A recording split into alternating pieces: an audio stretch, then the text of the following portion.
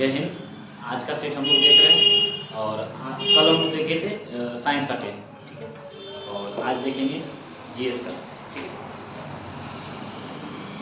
Question number 1, संयुक्त राष्ट्र महासभा द्वारा विश्व सतत परिवहन दिवस किस तिथि को मनाने की घोषणा की गई है? तो 26 नवंबर। इसका सही आंसर क्या होगा? 26 नवंबर।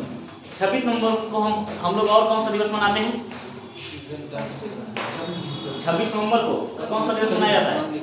संविधान दिवस, विधि दिवस, ठीक है। आगे इसी में दिया हुआ है 5 नवंबर को। 5 नवंबर को मनाते हैं विश्व सुनामी जागरूकता दिवस। इसी में दिया हुआ है 7 जनवरी। 7 जनवरी को कुछ ऐसे देश हैं जहां क्रिसमस डे मनाया जाता होता है। 25 दिसंबर को तो क्रिसमस डे मनाते हैं, लेकिन कुछ ऐसे देश है जहां क्रिसमस डे 7 जनवरी को मनाया जाता है। तो उन देशों में से है रूस, बेलारूस, यूक्रेन, मिस्र, कजाकिस्तान। ये वैसे देश हैं जहां 7 जनवरी को क्या मनाया जाता है? Christmas day. आर्मेनिया एक ऐसा देश है जहां 6 जनवरी को क्रिसमस डे मनाया जाता है, ठीक है। आगे 27 दिसंबर को मनाया किया जाता है विश्व महामारी तैयारी दिवस। विश्व महामारी तैयारी दिवस मनाया जाता है, ठीक है। आगे दो नंबर देखते हैं। ऑपरेशन उपलब्ध का संबंध किससे है? तो इसका संबंध आरपीएफ से है। आरपीएफ बोले तो railway protection force. Railway protection force. इसकी स्थापना कब हुई थी? 1957। CBI, central bureau of investigation, इसकी स्थापना 1963 में हुई थी। एनसीबी, नारकोटिक कंट्रोल ब्यूरो, इसकी स्थापना 1986 में हुआ था। अब है एनआईए, नेशनल इन्वेस्टिगेशन एजेंसी, इसके स्थापना 2008 के एक्ट से हुआ था। चलिए 3 नंबर देखते हैं। 53वां दादा साहेब फाल्के पुरस्कार 2021 से किस अभिनेता या अभिनेत्री को सम्मानित किया गया है? इसका सही आंसर हो जाएगा वाहिदा रहमान। वाहिदा रहमान। और अमिताभ बच्चन को कब मिला था? 2018 में। रजनीकांत को कब मिला? 2019 में। और विनोद खन्ना को कब मिला? 2017 में, ठीक है। चलिए इसके बाद हाल ही में भारत के हरित क्रांति के जनक एम एस स्वामीनाथन का निधन हो गया। उन्हें किस वर्ष विश्व खाद्य पुरस्कार से सम्मानित किया गया था? 1987। 1987 में उन्हें विश्व खाद्य पुरस्कार दिया गया था, ठीक है। और अच्छा, ये तो भारत के हैं हरित क्रांति के जनक। तो बताइए विश्व के हरित क्रांति के जनक कौन है, जिन्हें फादर ऑफ मॉडर्न एग्रीकल्चर में कहा जाता है? Norman Borlaug. यदि विश्व में पूछेगा तो नॉर्मन बोरलॉग, और यदि भारत में पूछेगा तो एम एस स्वामीनाथन, ठीक है। अगला, लॉजिस्टिक प्रदर्शन सूचकांक प्रतिवर्ष किसके द्वारा जारी किया जाता है? तो विश्व बैंक, वर्ल्ड बैंक के द्वारा जारी किया जाता है। वर्ल्ड बैंक का स्थापना कब हुआ था? 1944। इसका मुख्यालय कहाँ है? वाशिंगटन डीसी, अमेरिका में, ठीक है। यूएनडीपी क्या है? यूएनओ के अंतर्गत एक कार्य करता है, एक संस्था है। ये पूरे विश्व में डेवलपमेंट को देखता है। यूनाइटेड नेशनल डेवलपमेंट प्रोग्राम, ये एक तरह का कार्यक्रम है। इसकी स्थापना जो है 1965 में हुआ था। आगे 6 नंबर देखते हैं। किस राष्ट्रीय उद्यान में हाल ही में गज उत्सव 2023 का आयोजन किया गया था? काजीरंगा। 2023 का जो मनाया गया था कहाँ हुआ? काजीरंगा। काजीरंगा कहाँ है? असम। कहाँ? असम, ठीक है। मानस भी कहाँ है? असम में, ठीक है। आगे 7 नंबर देखते हैं। 2023 में कितने व्यक्तियों को पद्म विभूषण पुरस्कार 2023 से सम्मानित किया गया? तो 6। 2023 में 6। 2024 में पूछेगा तो 5, तो है ना। 2024 में कितना? 5 लोगों को। 2024 में कितने लोगों को पूरा पद्म पुरस्कार दिया गया है? कुल मिलाकर कितने? 132 लोगों को, जिसमें पद्म पुरस्कार जो है एक नागरिक पुरस्कार है, भारत का सर्वोच्च नागरिक पुरस्कार है ये, ठीक है। सबसे ऊपर का पूछे तो भारत रत्न, उसके बाद पद्म विभूषण, उसके बाद पद्म भूषण, और उसके बाद पद्मश्री, ठीक है। और ये जो पद्म अवार्ड का जो शुरुआत हुआ था 1954 में हुआ था। कब हुआ था? 1954 में, ठीक है। चलिए अच्छा, इस बार 2024 का कितने लोगों को मिला है? 132 लोगों को कुल मिलाकर मिला है, जिसमें पद्म विभूषण कितने लोगों को मिला है? 5। पद्म भूषण कितने लोगों को मिला है? 17। और पद्मश्री कितने लोगों को मिला है? 110। 5, 17 और 110, ठीक है। चलिए 8 नंबर, 15वां ब्रिक्स शिखर सम्मेलन 2023 का आयोजन कहाँ हुआ? तो ये दक्षिण अफ्रीका में हुआ। और इसका बहुत आसान सा ट्रिक है, ठीक है। पहला चीज ब्रिक्स से रिलेटेड देते हैं, ब्रिक्स। अब आप लोग हमेशा ध्यान में रखिएगा, ब्रिक्स का हम कभी भी सम्मेलन आपसे छूटेगा नहीं, ठीक है। इसका बी से ब्राजील, आर से रसिया, आई से इंडिया, सी से चाइना, एस से साउथ अफ्रीका। इधर बैठो। हाँ, क्या हो गया? फिर से देखिए ब्रिक्स का, तो ब्रिक्स का स्थापना कब हुआ था? 2009 में। कब हुआ था? 2009 में, ठीक है। तो बी से ब्राजील, आर से रसिया, आई से इंडिया, सी से चाइना, एस से साउथ अफ्रीका। अब देखिए हाल ही का अभी तो वर्तमान का जो हुआ है वो कहाँ हुआ? साउथ अफ्रीका में। कहाँ हुआ? South Africa. तो 2023 का कहाँ हुआ? साउथ अफ्रीका में। अब हमेशा अब साउथ अफ्रीका के बाद अगला जो होगा ब्राजील में होगा, क्रम से चलता है। यदि मान लिया जाए ऐसे देखो, अब साउथ अफ्रीका तो समाप्त हो गया 23 पर, ठीक है। अब अगला साल 2024 का तो आप अपने से निकाल सकते 2024 का, तो घूम के अब किस पर जाएगा? ब्राजील पर। 2024 में ब्राजील, 25 में रसिया, 26 में इंडिया, 27 में चीन। अब ब्रिक्स का हमेशा ध्यान में रहेगा, ठीक है। तो ब्रिक्स वाला आसान है निकालना, क्रम से होता है। जैसे ये क्रम है, साउथ अफ्रीका पर समाप्त हुआ, फिर से ब्राजील से शुरू होगा। अगले वर्ष यदि 2024 में देखें तो कहाँ होगा? ब्राजील में। कहाँ होगा? ब्राजील। 2023 वाला हो गया दक्षिण अफ्रीका में, तो 24 वाला कहाँ होगा? ब्राजील में, ठीक है।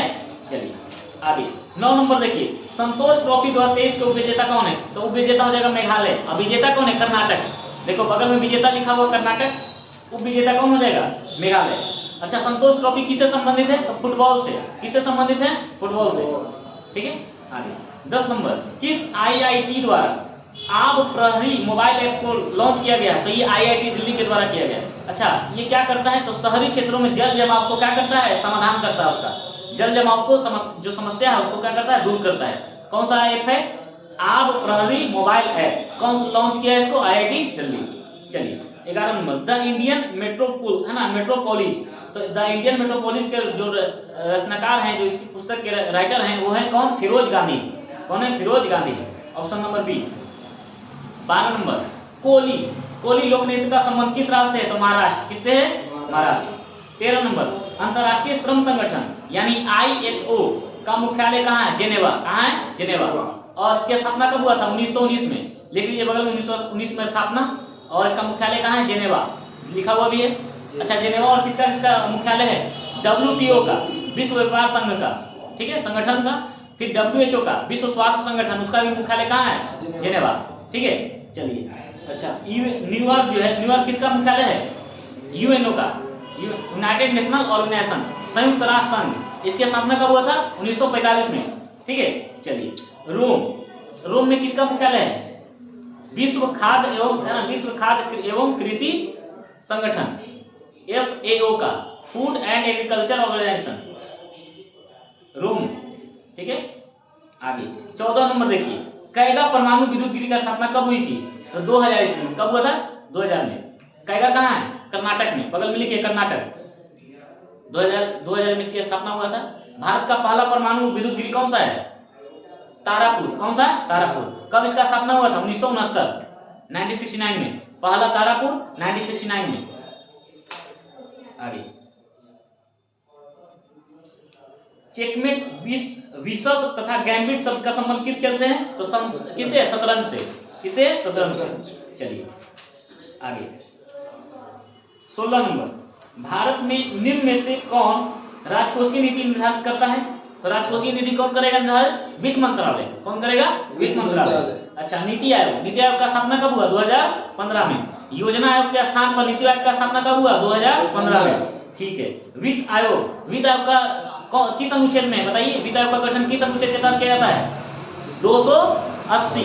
कौन सा? 280, अनुच्छेद 280 में वित्त आयोग है, ठीक है। अब आगे देखिए, भारतीय रिजर्व बैंक जो है, इसकी स्थापना कब हुआ था? 1 अप्रैल 1935, ठीक है। आगे बजट एक लेख पत्र है, ये किसका है? सरकार की राजकोषीय नीति का। किसका है? सरकार की राजकोषीय नीति का, ठीक है। चलो आगे देखते हैं 18 नंबर, कर रहा है, अब मिलान करना है तो ओपन जनरल लाइसेंस, तो लाइसेंस किस लिए लेना होगा? व्यापार करने के लिए, तो विदेशी व्यापार के लिए क्या हो जाएगा? Open general license. तो हो गया ट्राइसेम। देखो ट्राइसेम जो है ना एक रोजगार देने का योजना था, ये बेरोजगारी को दूर करेगा, तो यहाँ ट्राइसेम क्या हो जाएगा? रोजगार। इसका फुल फॉर्म लिख लो ट्राइसेम का, ठीक है। ये कब आया था? 1979 में लॉन्च हुआ था, ये 1979 में लॉन्च हुआ था, ठीक है। ट्राइसेम लिखो, training of rural youth, training of rural youth for self employment, training of rural youth for self employment, TRYSEM का फुल फॉर्म हो गया, ठीक है। इसके स्थापना कब हुआ था? 1979 में लॉन्च किया गया था, और ये 18 से 35 वर्ष के लिए लोगों के लिए था, ठीक है। चलिए अच्छा, थोक मूल्य सूचकांक, तो थोक मूल्य सूचकांक का सही संबंध क्या हो जाएगा? मुद्रास्फीति से, ठीक है। किससे हो जाएगा? मुद्रास्फीति से। और नगद रिजर्व अनुपात, तो ये क्या हो जाएगा? Cash reserve ratio. इससे क्या होगा? ऋण का नियंत्रण करती है आरबीआई, ठीक है। यदि कैश रिजर्व रेशियो घटाएगी तो ऋण ज्यादा दिया जाएगा, बाजार में ज्यादा उधार जाएगा, और यदि इसको ज्यादा बढ़ा देगी तो ऋण कम दे पाएगा बैंक, इससे बाजार में क्या हो जाएगा? तरलता में कमी आ जाएगी, ठीक है। चलिए इसका सही आंसर हो जाएगा ए नंबर। 19 नंबर देखिएगा, भारत में पहली पंचवर्षीय योजना का आधार था तो हेराल्ड डोमर मॉडल। कौन हो जाएगा? Herald Domar model.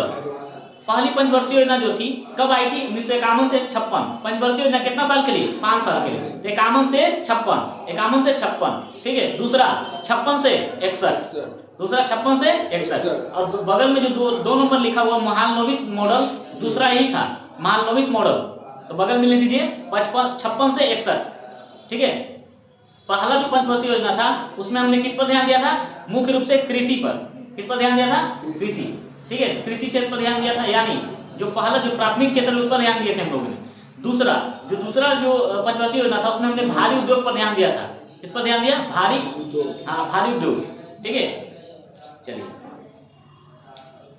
20 नंबर देखिएगा, निम्नलिखित घटनाओं पर ध्यान दें तथा इन्हें कालानुक्रम में व्यवस्थित, मतलब कब ये घटना हुआ उसको व्यवस्थित करना है। तो देखिए गरीबी हटाओ का नारा जो है 1971 में गाना किसने दिया था? इंदिरा गांधी ने अपने चुनाव प्रचार के दौरान 1971 में, ठीक है। उसके बाद बैंकों का राष्ट्रीयकरण ये 1969 में की थी, ठीक है। किसने किया था? इंदिरा गांधी के समय ही हुआ था 1969 में। हरित क्रांति का प्रारंभ 1966-67 ये भी इंदिरा गांधी के समय हुआ था। और भारत में हरित क्रांति के जनक किनको बोला जाता है? एमएस स्वामीनाथन, अब विश्व में नॉर्मन बोरलॉग को, ठीक है। चलिए इसका सही क्रम सजा लिए होंगे आप लोग। B number 3, 2, 1। चलिए 21 नंबर देखते हैं, निम्नलिखित में से किसका पारिस्थितिकीय संतुलन से संबंध नहीं है? तो औद्योगिक प्रबंधन का, इसमें ऑप्शन को सर क्या होगा? औद्योगिक प्रबंधन का, बाकी सब सही है। जल प्रबंधन का होगा, वन रोपण का होगा, और वन्य जीव सुरक्षा से होगा।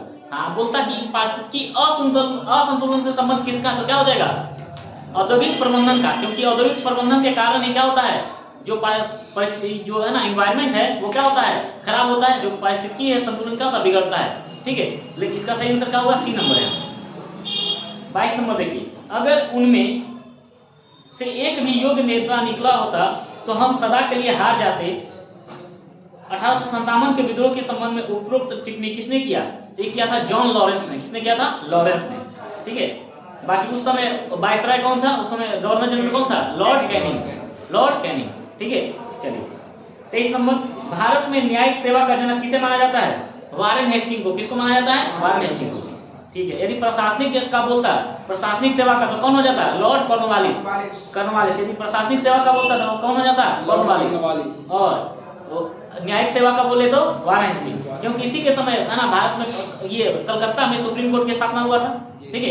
एक कोर्ट की स्थापना हुआ था, ठीक है। कब? 1974 में। किस एक्ट के तहत हुआ था? 1773 के एक्ट के तहत 1774 में हुआ था, ठीक है। चलो आगे 24 नंबर देखते हैं, निम्नलिखित में से किसने पटना सिटी में पीर अली के नेतृत्व में हुए विद्रोह को दबाया था? Commissioner Taylor. उसमें टेलर था। बिहार में 2 आता है नाम, एक आयर और टेलर, विंसेंट आयर और टेलर, 2 का नाम आता है बिहार में। 1857 के क्रांति से संबंध में 2 अंग्रेज अधिकारियों का नाम आता है, आयर और टेलर। तो इसमें जो पीर अली पटना में जो किया था, किसने किया था? आया कौन किया था? टेलर ने। कौन किया था? कमिश्नर टेलर ने। ठीक है, इसका सही आंसर होगा डी नंबर। देखो पीर अली जो थे एक पुस्तक विक्रेता थे, उन्होंने 1857 की क्रांति में बहुत अपना योगदान दिया और पटना में इसका नेतृत्व किया था और ये एक पुस्तक विक्रेता थे। ठीक है, चलो आगे डी नंबर, इसका सही आंसर डी नंबर हो गया 24 का। 25 नंबर देखते हैं। भारतीय राष्ट्रीय कांग्रेस का 37वां अधिवेशन जो गया में हुआ था, उस अधिवेशन की अध्यक्षता निम्नलिखित किसने किया था? तो देशबंधु चित्तरंजन दास। ठीक है, चित्तरंजन दास को किस नाम से जानते हैं? देशबंधु। और देश रत्न के नाम से किनको जानते हैं? डॉक्टर राजेंद्र प्रसाद को। ठीक है, चलिए अच्छा, तो जो 37वां अधिवेशन हुआ था कब हुआ था? 1922 में। कब हुआ था? 1922 में, गया में 1922 में हुआ था और इसकी अध्यक्षता किसने किया था? देशबंधु चित्तरंजन दास ने। ठीक है, आगे 26 नंबर देखते हैं। निम्नलिखित घटनाओं को कालानुक्रम व्यवस्थित कीजिए। कह रहा है मोपला विद्रोह, तो कब हुआ था मोपला विद्रोह? 1921 में। जालियांवाला बाग हत्याकांड कब हुआ? 1919 में। चौरा चौरी जो चौरी चौरा घटना है वो 1922 में हुआ था, फरवरी 1922। प्रथम विश्व युद्ध की समाप्ति, तो प्रथम विश्व हुआ कब से कब था? 1914 से 18। 1914 से 18। और इसी के बाद 1920 में पूरे विश्व में शांति के प्रयास के लिए एक संस्था का स्थापना हुआ, उसका नाम क्या रखा गया? लीग ऑफ नेशन, राष्ट्र संघ। 1920 में स्थापना हुआ था लीग ऑफ नेशन का। ठीक है, तो अब इसको क्रम से आप लोग सजा लीजिएगा, तो ऑप्शन सी इसका सही आंसर हो जाएगा। 27 नंबर देखिएगा। बिहार के किस जिले में असहयोग आंदोलन के दौरान झंडा कांड हुआ था? तो झंडा कांड हुआ था भागलपुर में, फरवरी 1922 में। फरवरी 1922 में बिहार के भागलपुर में क्या हुआ था? झंडा कांड हुआ था ये कि औद्योगिक प्रबंधन के चलते जमींदार लोग अंग्रेज के विरोध करने लगे और इस विरोध के कारण अंग्रेजों ने उनके साथ बैठकर बढ़िया से व्यवहार किया, क्योंकि जमींदार उसके विरोध आ गए थे और राष्ट्रीय झंडा उठा लिए थे। और जमींदार ही अंग्रेजों के मुख्य क्या थे? यहाँ यदि कोई भी अंग्रेज का यदि कहा जाए कि अंग्रेज को यहाँ शासन करने में सबसे ज्यादा सहयोग किसने दिया? यहाँ के जमींदारों ने किया, यहाँ के राजाओं ने दिया। तो अब जमींदार इसके विरोध में हो जाता तो अंग्रेज को यहाँ शासन करना क्या हो जाता? मुश्किल हो जाता। इसलिए इन्होंने क्या किया? जमींदारों के साथ बैठकर बेहतर ढंग से बात किया और बातचीत से इस मसला को सुलझा लिया। ठीक है, इस घटना का जिक्र कहाँ हुआ था? भागलपुर में हुआ था ये घटना। तो ये हुआ था फरवरी 1922 में। ठीक है, 28 नंबर देखते हैं। अकबर द्वारा किए गए कार्यों का सही कालक्रम कौन सा है? तो अकबर ने कौन कौन से कार्य किए? तो देखिए, दास प्रथा का अंत जो है इसने किया था 62 में, 1962। दास प्रथा 1962। फिर इसके बाद समाप्त किया इसने कौन सा कर? तीर्थ यात्रा। तो तीर्थ यात्रा 1563 अगले वर्ष। फिर अगले वर्ष उसने जजिया कर जो था वो समाप्त कर दिया 1564। और दहसाला जो पद्धति था, ये टैक्स प्रणाली था एक, उसको इसने लागू किया था 1582 में। कब? 1582 में। तो इसका सही क्रम आप लोग सजा लीजिएगा, सी नंबर होगा। 29 दारा सिकोह किस सूफी मत को से प्रभावित था? तो कादरी संप्रदाय। किससे था? कादरी संप्रदाय। चलिए 30 नंबर। निम्नलिखित में से कौन हड़प्पा नगर कालीन नगर 3 भागों में विभाजित था? तो धौलावीरा। इसका सही आंसर क्या हो जाएगा? C number, Dholavira. ठीक है, इसका सही आंसर हो जाएगा धौलावीरा।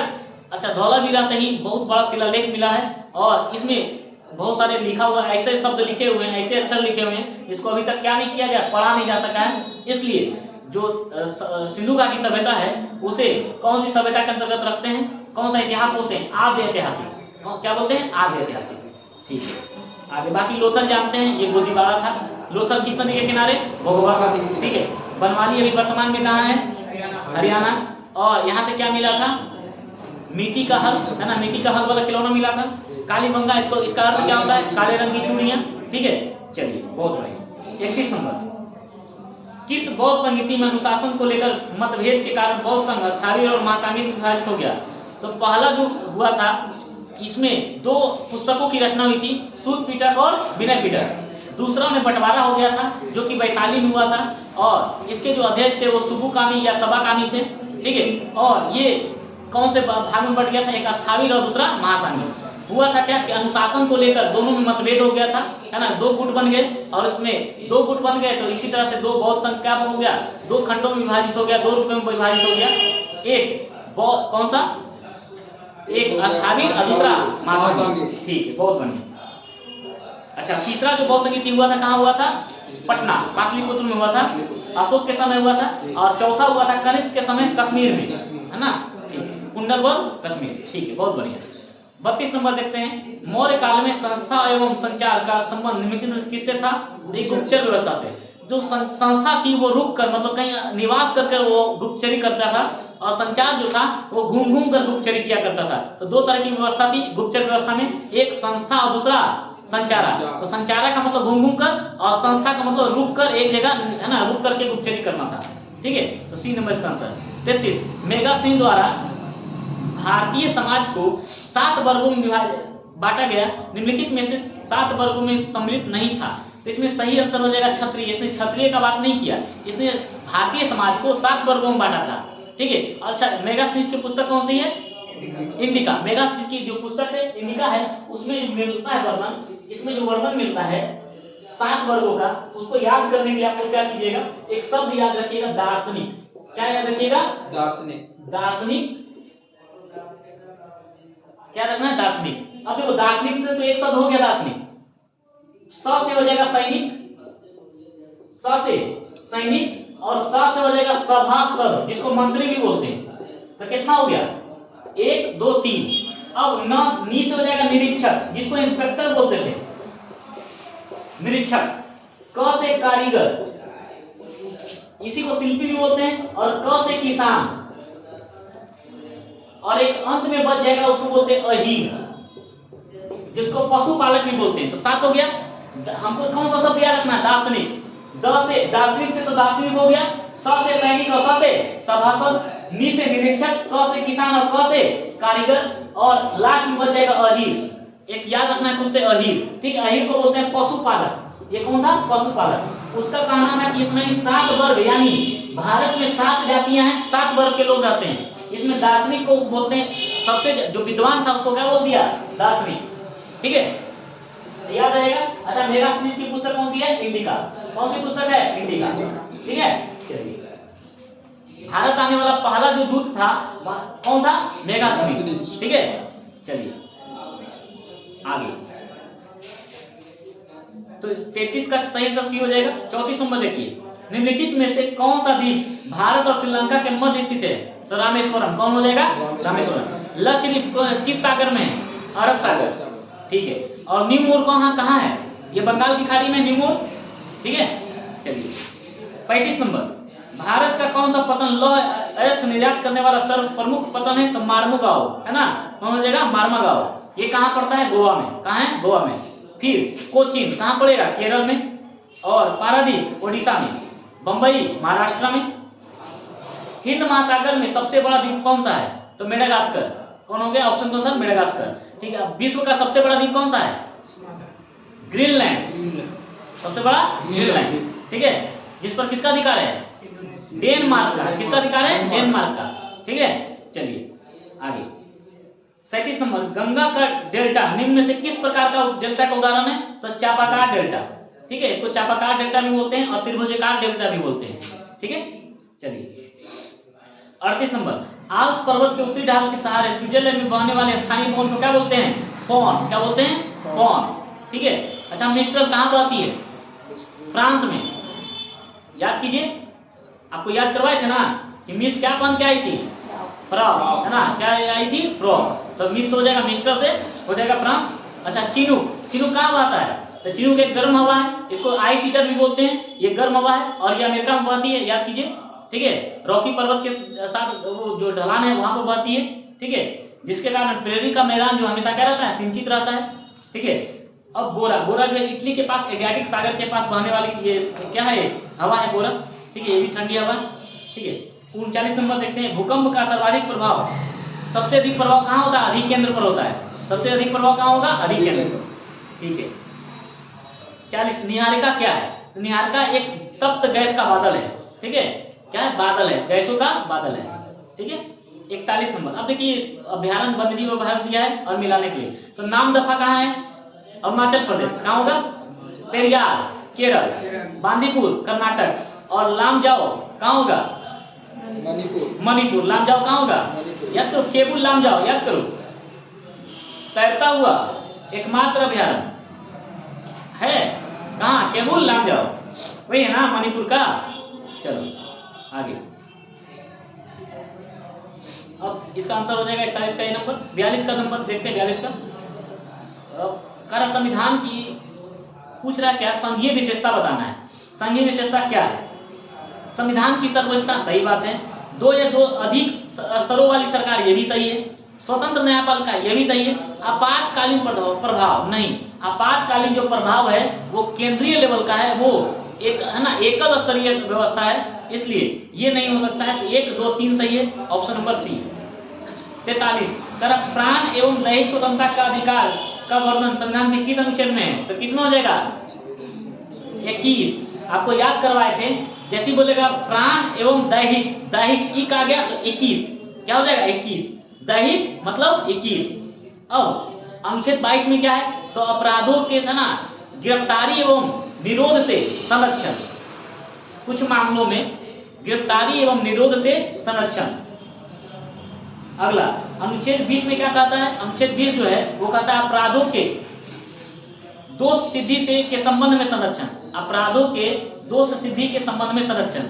ऐसा नहीं कि हम आपको मौका नहीं दिया जाएगा कि आप अपना अपराध आपका जब तक कि आप पर अपराध सिद्ध नहीं हो जाता, जब तक आप अपराधी नहीं है तब तक आप दोषी नहीं। ये कौन सा अनुच्छेद कहता है? अनुच्छेद 20। अनुच्छेद 23 का अनुच्छेद 23 में क्या है? बलात्, श्रम एवं दुर्व्यापार, यानी आप किसी से जबरदस्ती काम नहीं करवा सकते हैं, जिसको क्या बोलते हैं? बेगारी।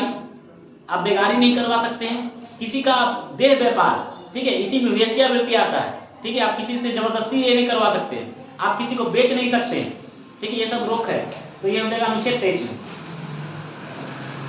44 नंबर किसी राज्य के लोक सेवा आयोग के कार्यों को निम्नलिखित में से किस एक के अनुमोदन से संघ लोक सेवा आयोग के को सौंपा जा सकता है? तो कह रहा है कि राज्य लोक सेवा आयोग के कार्य को संघ लोक सेवा आयोग को सौंपा जाना, ये सिफारिश कौन करेगा? राज्यपाल। राज्यपाल सिफारिश करेगा और अनुमोदन कौन करेगा? राष्ट्रपति।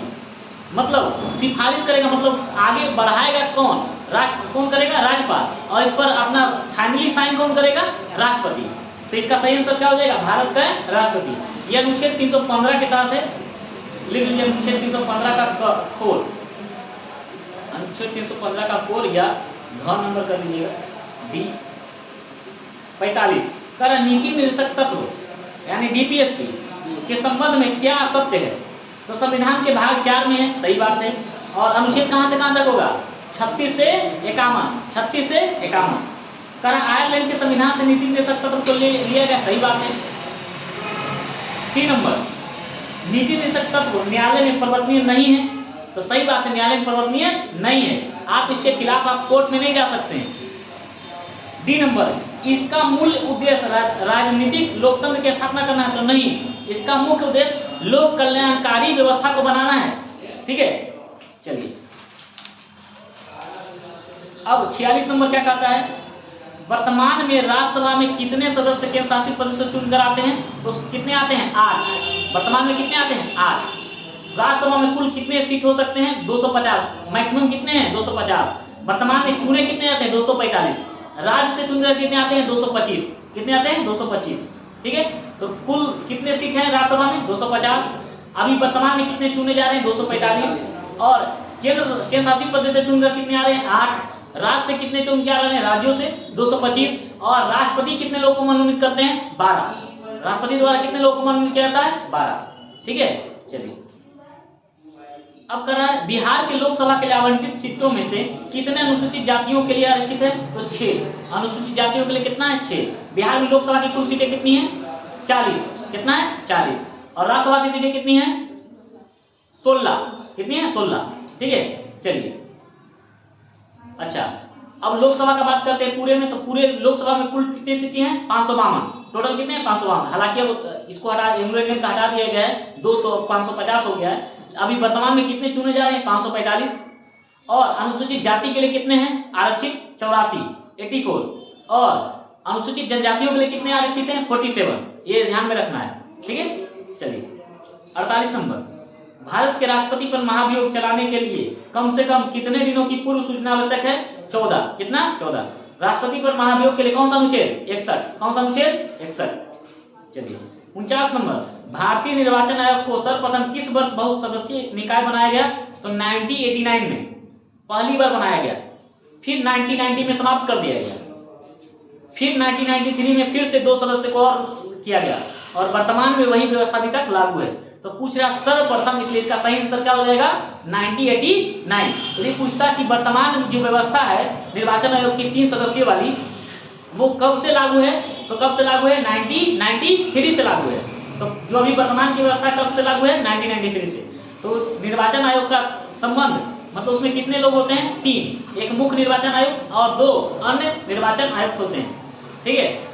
अच्छा, निर्वाचन आयोग का कितने कौन सा अनुच्छेद में है निर्वाचन आयोग का 324 से 29 तक है निर्वाचन आयोग के बारे में, ठीक है।